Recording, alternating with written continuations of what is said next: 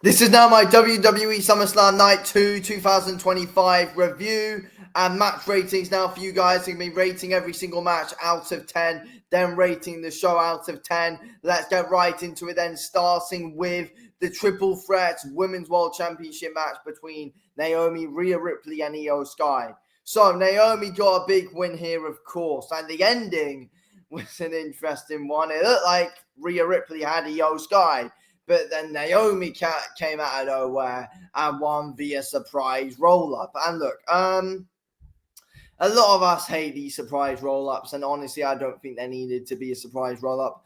I feel like in ways, Rhea Ripley's very overprotected. I mean, I get that you don't want to make any of them look bad, but it doesn't really matter. Like, if Io Sky got pinned clean, I wouldn't care. If Rhea Ripley got pinned clean, I wouldn't care. Naomi's the right winner. We got the right winner. That's the most important thing. It was a good match. Styles gelled very well. Rhea and Io always go at it, and they're always fantastic. But we've got to move on from that all that now, if we're being honest with you. We got to move on from that.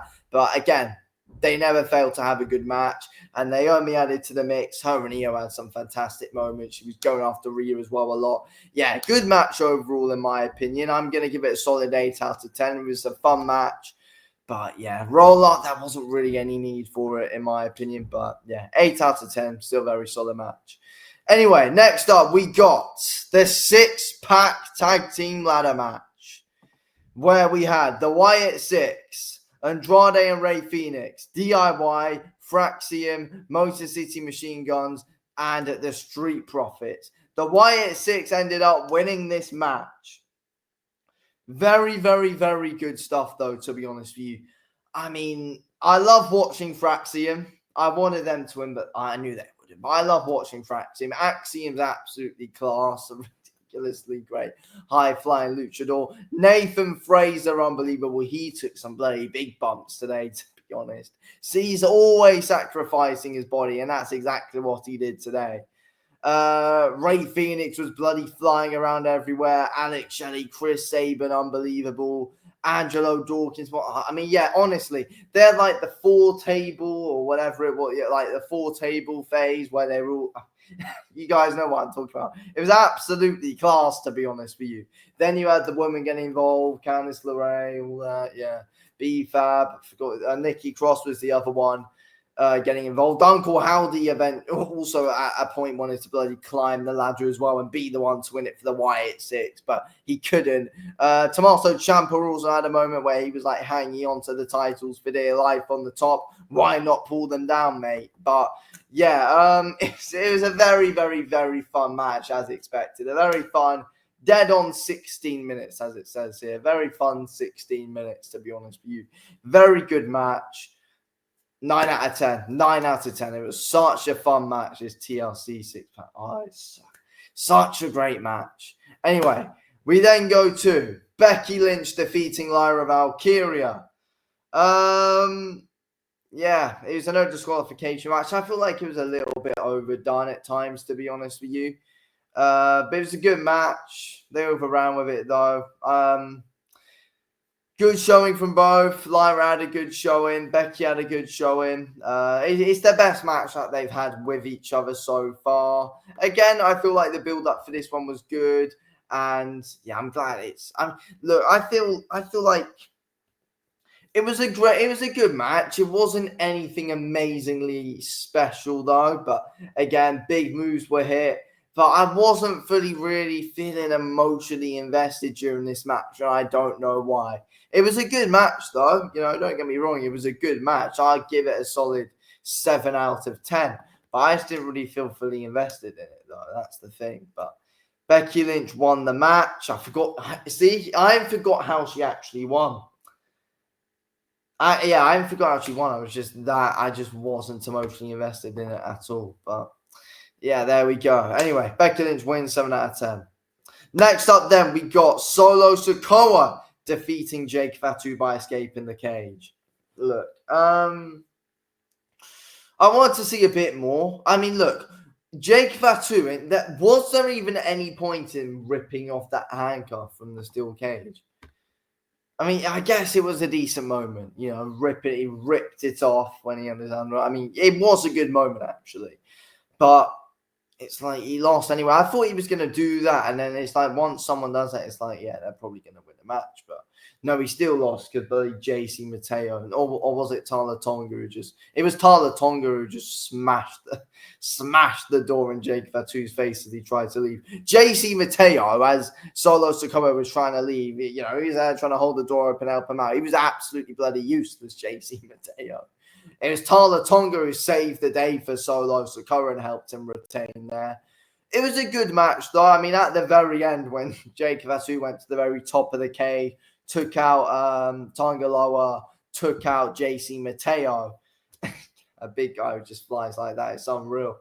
I wanted to see some of that in the match, though.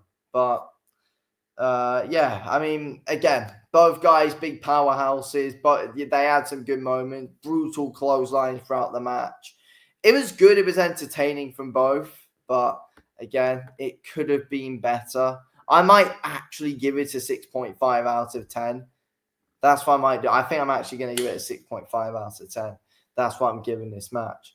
Anyway, then we get to Dominic Mysterio retaining his WWE Intercontinental Championship against AJ Styles. Wow, okay. I wanted AJ Styles to win. I feel like he should have won the match. What else are we really going to do with Dominic as the Intercontinental Champion?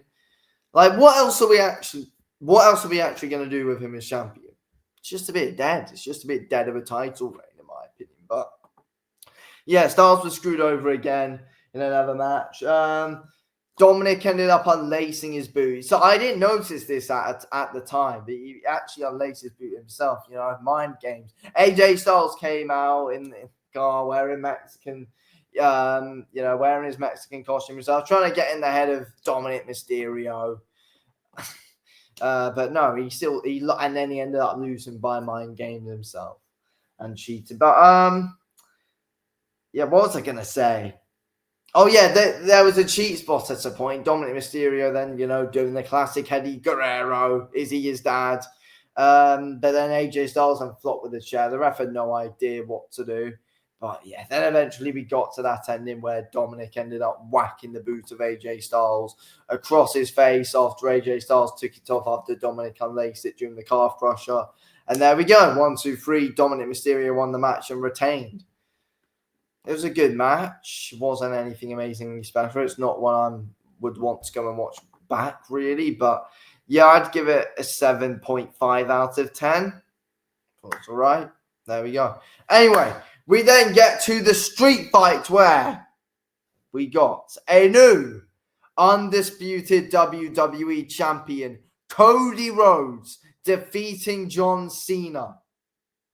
How interesting is that? Honestly, look, I'm actually glad this was actually a no-nonsense match. My instant reaction to it, I was thinking, I don't really know what to bloody think here. But I'm glad it was a no-nonsense match, especially with what happened after, which we'll get to. But I'm glad it was no nonsense. They just had a classic street fight. There was no referee taking a bump and falling outside the ring and having there be a pinfall. No, there was none of that nonsense. I'm glad. They went into the crowd, had a great brawl. Fantastic in the ring. Great technical match.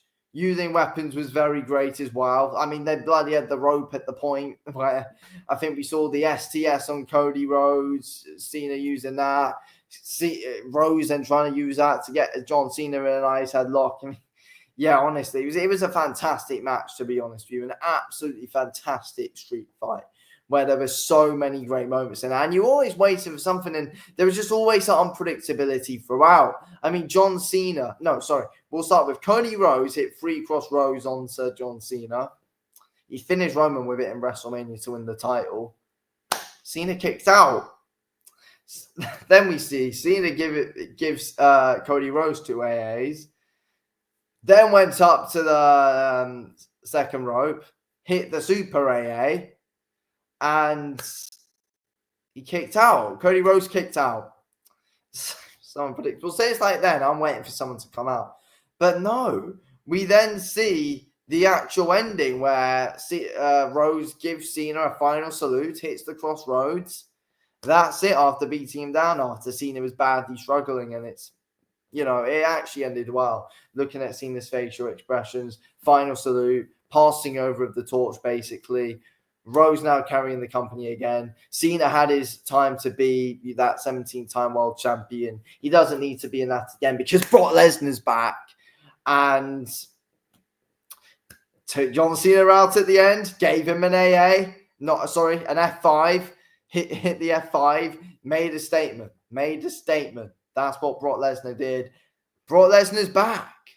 Shocking stuff. I actually called it a minute before he came out. I'm like, okay.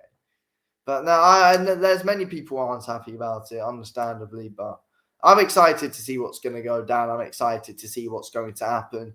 The match overall, in my opinion, Cena and Rose gets a 9.5. Absolutely fantastic stuff.